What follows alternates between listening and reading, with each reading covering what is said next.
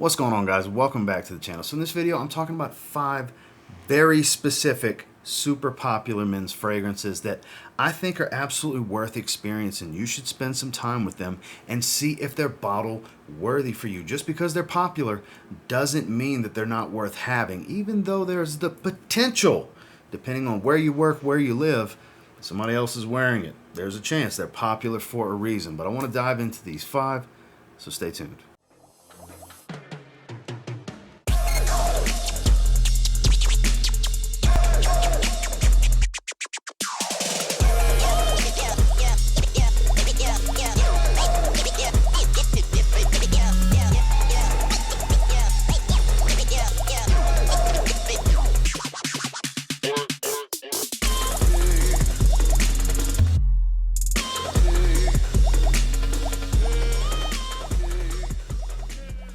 An experience I think everyone should have along their fragrance journey at some point is Creed Aventus. Yes, there is countless ways to smell a tweak, twist, inspiration, dupe, clone, kind of smells like, in the same vein. So many different variations of this DNA. Everybody, it seems like, has made their version of Aventus at some point.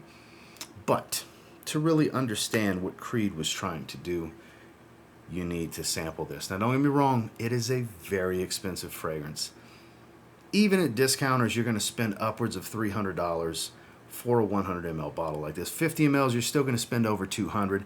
It's pricey, but it's worth having the experience because it may be one of those situations where you smell it, you spend time with it, and you're like, I'm good with my Mont Blanc Explorer. I'm good with my Mancera Drapoise, which doesn't smell exactly like it. It just gives off the same vibe. I want to make sure to make that clear. Or something along the lines of an Insurrection Pure 2 from Rayon Tradition, or a smaller Clone House's version, or a duo interpretation of a certain batch, or Alexandria's this or that. Everybody's got a version, like I said. You might deem that totally fine. Or this might be the fragrance you've been missing. This is the Rolex of men's fragrances. What do I mean by that? Do I mean it's the best? No. Some people will argue with me on that. My opinion, of course, but it's a status thing, is what it comes down to. The hobbyist, they want it in their collection, even if they don't wear it that often. But I can tell you firsthand with experience from people in managerial roles and such, like the car business, which I used to be in, for example, new car managers, used car managers and such. Kind of the thing was, when you get into management, you get your Rolex, you get your bottle of Creed Aventus. It's a status fragrance, if nothing else, in certain career paths, in certain professions.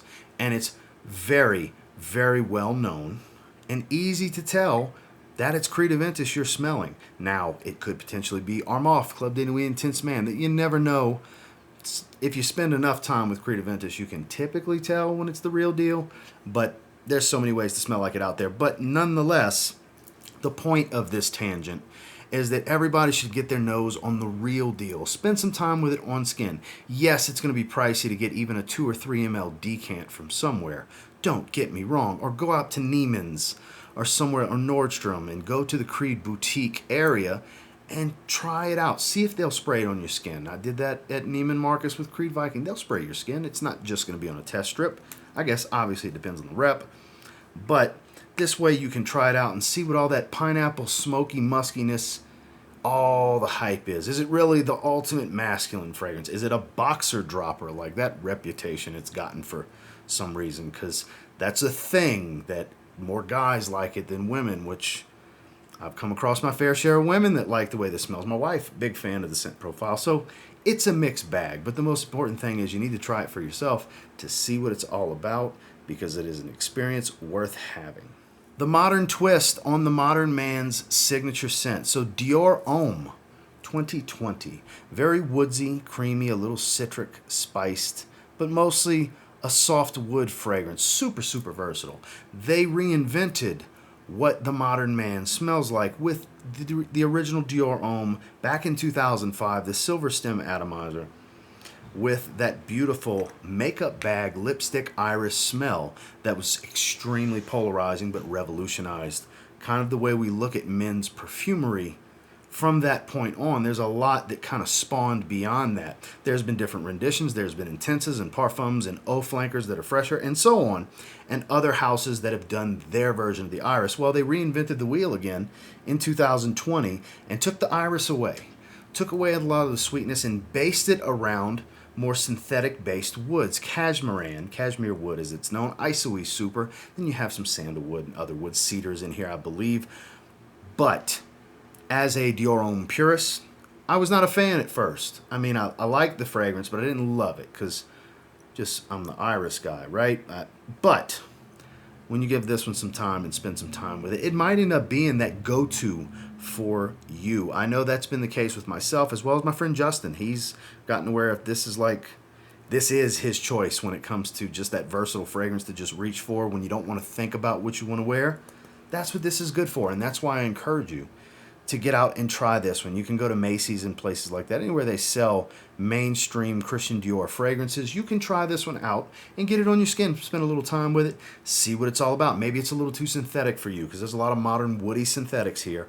But if you give it a minute and just kind of live in that sillage for a while, you may end up finding a real strong appreciation for this one and understand why they sell so many bottles of Dior Homme 2020. Another one that, I liked the first time I smelled it, I actually had a decant to start. Ended up, first impressions, I was like, okay, it's not exactly what I expected it to be. It's kind of like the original mixed with a little bit of the Profondo flanker. And then I ended up emptying the decant out, and now I have a full bottle of Giorgio Armani's Acqua Eau de Parfum. So this is the modern reinterpretation of the Eau de Toilette. It does smell like the original, a little bit richer, a little bit more citric, has that orange smell of Profondo, the blue bottle flanker, which is a much more synthetic and oceanic take on the DNA, whereas this ties closer to the original. And I do think it is superior. It still has that 90s cologne smell to it, that synthetic, aromatic, citric green feel. That's still here. Performance is top notch. 8+ hours easily on skin. Very loud fragrance for about 2 hours. You want some attention, you want compliments, that's important to you.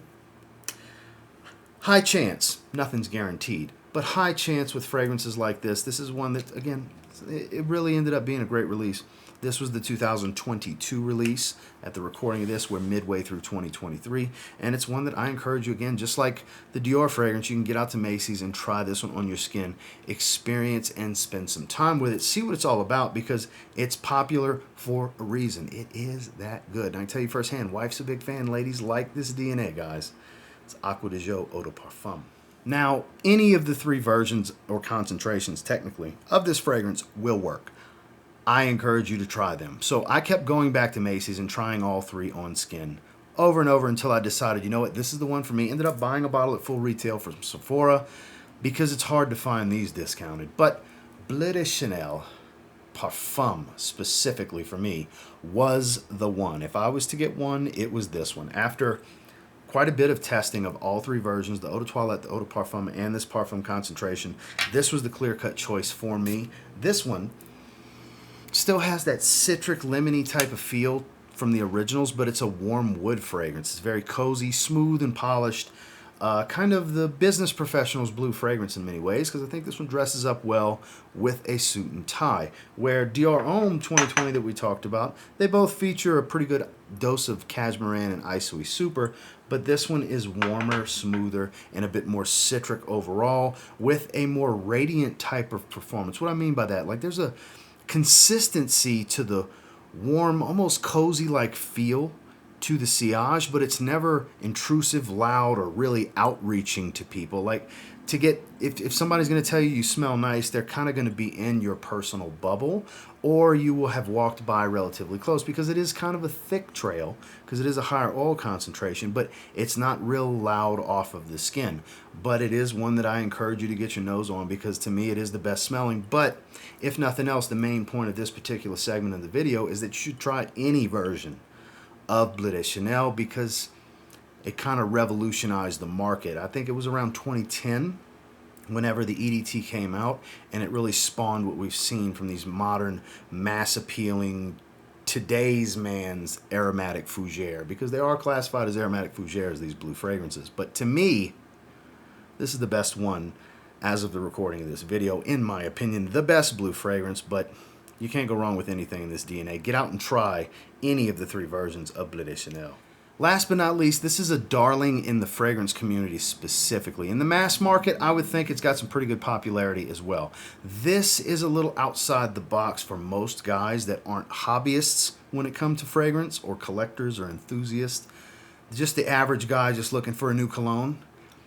Maybe not something they're looking for, but if you try it, bring your girl with you, let her walk behind you and smell it on your skin. Just give it a shot. Maybe you'll understand why Le Male Le Parfum is just so freaking popular. From Jean-Paul Gaultier, this is a flanker to the famed long-time super popular 90s fragrance, Jean-Paul Gaultier's Le Male, however you would like to say it. So it ties to the original's DNA without all that minty green feel that the original has, but it's got the lavender, it's got the vanilla, but the biggest caveat is you swap out some nice warm spicy cardamom, nice cooking spice feel to it, ambery and warm, with this very powdery fantasy iris note. So it's a floral tone, but when I say fantasy iris note, because real iris, Florentine iris, is more earthy overall, not quite as makeup smelling, and because iris is most known for being in lipstick and different makeup, cosmetics and stuff like that, so it has a little bit of that makeup smell to it. But when you combine it with all the other notes, it's super alluring and attractive and a great wearing experience. It's phenomenal. I'm a huge fan. That's why we needed to talk about this one. This one's not going to be for the average guy. They got to step outside their comfort zone to give this one a shot. The hobbyists, the enthusiasts, such as myself, not just reviewers and content creators, but enthusiasts that treat this as a hobby and have more than just a few fragrances, the majority really dig this one, because this is impressive that they went out on this limb and made the Parfum version of it an iris spicy based fragrance. It's a beautiful, beautiful aroma that you really should get out and try. Do not knock it until you try it, because this particular fragrance is one that can kind of be a gateway fragrance when it comes to florals for men, because yeah, it's that good. Definitely experience this one. Jean-Paul Gaultier's Le Male Le Parfum. Well, that is the 5 of the most popular men's fragrances on the market right now that I think are worth getting out and trying. They're popular for a reason. I would encourage you, get out to Macy's, get out to Neiman's, get out to Nordstrom.